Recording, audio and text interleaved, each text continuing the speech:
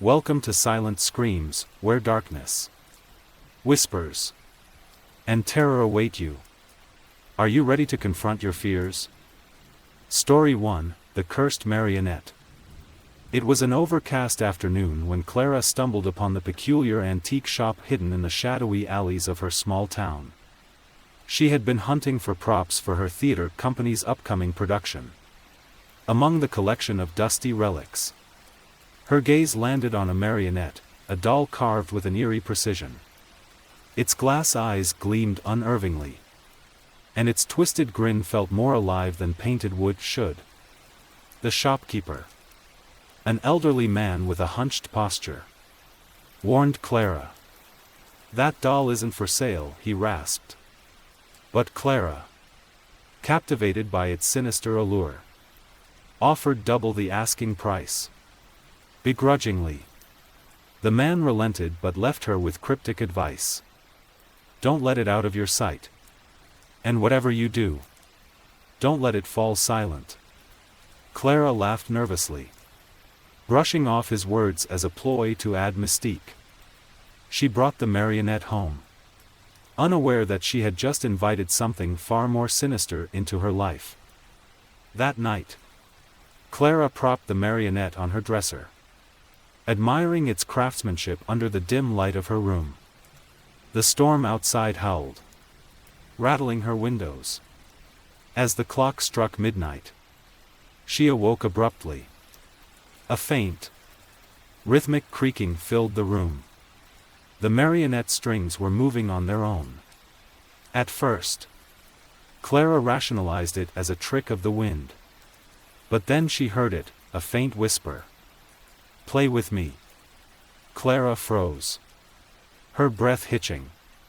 The marionette's head tilted slightly, its glassy eyes now staring directly at her. Panicking, she threw a blanket over it and spent the rest of the night wide awake. The next morning, she convinced herself it had been a nightmare. The doll stayed in her theater's storage room, far from her home. But Clara soon learned that distance offered no safety. Strange incidents plagued the theater. Props fell without warning, scripts vanished, and actors complained of hearing giggles echoing in empty corridors. One night, Clara stayed late to review the scene layouts. Alone in the silence, she noticed something unsettling. The marionette, supposedly locked in the storage room, was sitting in the director's chair. Its posture was different, more human. A small wooden hand rested on a script, and the head was tilted toward her, as if waiting for acknowledgement. A cold shiver ran down Clara's spine. She stepped closer, trembling. The doll's head snapped upright, its glassy eyes locking with hers. A childlike voice filled the air, seemingly coming from nowhere. "You shouldn't have left me alone." Clara screamed and bolted for the exit. As she fumbled with the lock, the lights flickered violently, and the voice grew louder, more menacing. "Stay. Play." The power went out completely, plunging her into darkness. When the lights flickered back on, the marionette was gone. Desperate for answers, Clara returned to the antique shop, only to find it abandoned. Dust-covered shelves held remnants of the shop's inventory, but the shopkeeper was nowhere to be found. However, in a drawer beneath the counter, she discovered an old photograph, a young girl holding the marionette. Scrawled on the back were the words, "Evelyn's doll. 1893. Clara's research led her to the story of Evelyn Carter, a girl who had died tragically in 1893. Evelyn had been an aspiring puppeteer and a recluse. After her untimely death, neighbors whispered about her spirit haunting the doll she had cherished. Anyone who possessed the marionette suffered unexplained tragedies. Clara's hands shook as she pieced the puzzle together. The doll wasn't just cursed, it was a vessel for Evelyn's restless spirit. Seeking companionship and revenge. Determined to rid herself of the marionette, Clara devised a plan. She would burn the doll and scatter its ashes far from her town. That night, she brought the doll to an abandoned field, dousing it in kerosene. As the flames consumed the wood, an agonizing scream erupted, shaking the ground beneath her feet. But the relief was short-lived.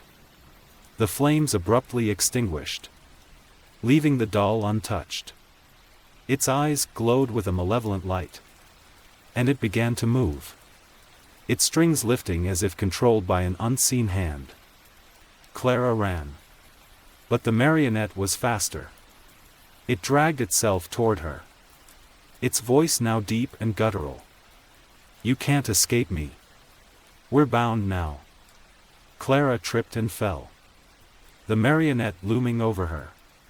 In her final moments, she realized the horrifying truth: the shopkeeper's warning wasn't about the doll itself but about the price of silence. The marionette demanded constant attention. And now that it had none, it wanted more than a playmate, it wanted a soul. Weeks later, a young couple browsing a flea market discovered a peculiar marionette among a pile of discarded items. Its intricate craftsmanship and lifelike expression caught their eye. "How much for this?" the woman asked. The vendor shrugged. "Take it. People keep returning it, saying it's cursed or something." The couple laughed and brought the marionette home, never noticing the faint, sinister whisper that followed them out the door. "Play with me." Story 2, The Cursed Doll, Evelyn's Song. In a small, forgotten town nestled deep in the Appalachian Mountains, an old antique store named Echoes of the Past stood as a relic of bygone eras. Its faded sign swayed gently in the breeze, creaking ominously. Inside, shelves brimmed with trinkets, aged books, and forgotten heirlooms. But hidden among the dusty wares was an object that drew the attention of all who entered: a porcelain doll named Evelyn. With her delicate face framed by soft blonde curls and a satin dress adorned with intricate lace, Evelyn was unervingly lifelike. Yet her glassy blue eyes seemed too deep, too knowing. Locals whispered that Evelyn's original owner, a young girl named Isabel, had died under mysterious circumstances. Some claimed to hear faint singing emanating from the doll at night, a haunting lullaby that lingered in the air long after the melody ceased. Mia Gardner, a struggling artist desperate for inspiration, stumbled upon Echoes of the Past while seeking an escape from the monotony of her urban life. The moment her eyes landed on Evelyn, she felt an inexplicable pull. Against her better judgment, she purchased the doll and brought it to her cramped studio apartment. The first night was uneventful, save for a faint sense of unease that prickled at Mia's skin. Evelyn sat silently on a shelf, her painted lips fixed in a permanent smile. As Mia worked late into the night, she began to hum a tune, an unfamiliar lullaby that seemed to emerge unbidden from her lips. "Where did I hear that?" Mia muttered, her voice shaky. The melody was both beautiful and chilling, threading its way into her thoughts like an uninvited guest. Days turned into weeks, and Evelyn became an unsettling presence in Mia's apartment. Objects moved on their own, brushes fell from tables, papers scattered as if swept by unseen hands.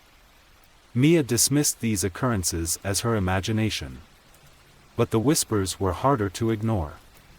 At night, as she lay in bed, she heard soft giggles echoing through the apartment. Shadows danced along the walls, and the melody of the lullaby grew louder, more insistent. One evening, Mia invited her friend, Claire, over for company. As they sipped wine, Claire's gaze kept drifting to Evelyn. That doll is creepy. Mia. Claire said, shuddering. It's like she's watching us. Mia laughed nervously. It's just a doll. But when Claire reached out to touch Evelyn, the air in the room grew cold. The lights flickered. And a guttural voice whispered, "Don't touch her." Claire yelped and withdrew her hand. "I'm serious. Mia. Get rid of that thing." Unable to shake the growing dread, Mia decided to investigate Evelyn's origins. She returned to echoes of the past and confronted the shopkeeper. An elderly man with clouded eyes who seemed hesitant to speak. "You shouldn't have taken her," he warned. Evelyn belonged to Isabel. A lonely child who loved that doll more than anything. When Isabel died, her spirit lingered. Mia felt a chill creep down her spine. "You're saying the doll is haunted?" The man nodded gravely. "Isabel's spirit isn't alone. Something darker attached itself to Evelyn after Isabel's death, a force that feeds on fear and sorrow." Mia's heart raced. The lullaby. The whispers. The shadows, it all made sense now. But she couldn't simply discard Evelyn. The doll felt alive. Tethered to her in a way she couldn't explain. That night, the lullaby began again. Louder than ever. Mia's apartment was plunged into darkness as the electricity failed. Candles flickered to life on their own, casting long, menacing shadows. Evelyn's glassy eyes gleamed in the dim light, her smile twisting into something grotesque. The whispers grew into a cacophony of voices, overlapping and echoing. Mia clutched her head, desperate to drown out the noise. Suddenly, the room fell silent. "Mia," a childlike voice called. She turned to see Evelyn standing on the shelf, her tiny porcelain hand pointing to the floor. A trapdoor she'd never noticed before was slightly ajar, revealing a dark, narrow staircase leading down. Compelled by a force she couldn't resist, Mia descended. At the bottom, she found a small, decayed room filled with children's belongings, dresses, toys, and pictures of Isabel. The air was thick with malice. In the corner, a mirror reflected a figure that wasn't Mia's own, a little girl with hollow eyes and a sinister smile. "Play with me," the girl whispered. Mia screamed as the mirror shattered, and the malevolent force engulfed her. Weeks later, Evelyn returned to echoes of the past, pristine and beautiful as ever. The shopkeeper placed her back on the shelf, her glassy eyes glinting with malevolent delight. A new family entered the store, their young daughter immediately drawn to the doll. "Mommy, can I have her?" the girl asked. The shopkeeper smiled grimly. "She's waiting for you." As the family left with Evelyn, the faint strains of a lullaby echoed through the store. A chilling reminder that the cycle had begun anew. Story 3: The Cursed Doll of Willow Creek. The small town of Willow Creek, nestled in a secluded valley, was known for its tranquil charm. Yet, hidden behind its picturesque facade lay a chilling secret whispered among its residents. It was said that within the dusty attic of an abandoned Victorian house on the edge of town resided an antique doll, Isabel. The doll, with porcelain skin and lifelike glass eyes, had a reputation that no one dared challenge. Local legend claimed that Isabel was cursed, harboring the vengeful spirit of a little girl who had died under mysterious circumstances a century ago. When Evelyn Pierce, a recent college graduate fascinated by the paranormal, arrived in Willow Creek to document local legends for her blog, the tale of Isabel immediately piqued her curiosity. She was determined to uncover the truth. despite the warnings from the locals. Evelyn parked her car in front of the dilapidated Victorian house. The late afternoon sun casting ominous shadows on the overgrown yard. The house loomed with an air of foreboding, its cracked windows and peeling paint a testament to decades of neglect. Clutching her camera and flashlight, Evelyn stepped inside. The air was thick with dust and decay, and the wooden floorboards groaned under her weight. She made her way to the attic, guided by the vague directions she had gathered from the townsfolk. The attic door creaked open, revealing a space cluttered with forgotten relics. In the center of the room, sitting on a rocking chair that swayed ever so slightly, was Isabel. The doll was unsettlingly pristine despite her surroundings. Her pale face bore an enigmatic smile, and her emerald green eyes seemed to follow Evelyn as she approached. Ignoring the creeping unease, Evelyn carefully picked up the doll and placed it into her bag. That night, Evelyn set up the doll in her rented cottage, ready to document her findings. But as the hours passed, strange things began to happen. At first, it was the faint sound of footsteps in the hallway. Evelyn dismissed it as the creaking of an old house. Then came the whispers, low and unintelligible. They seemed to emanate from Isabel. Her camera recorded nothing but silence, though the whispers grew louder and more insistent as the night wore on. Evelyn awoke in the early hours, drenched in sweat. The doll was no longer on the shelf where she had left it. Instead, it sat at the foot of her bed, its head tilted slightly as if watching her.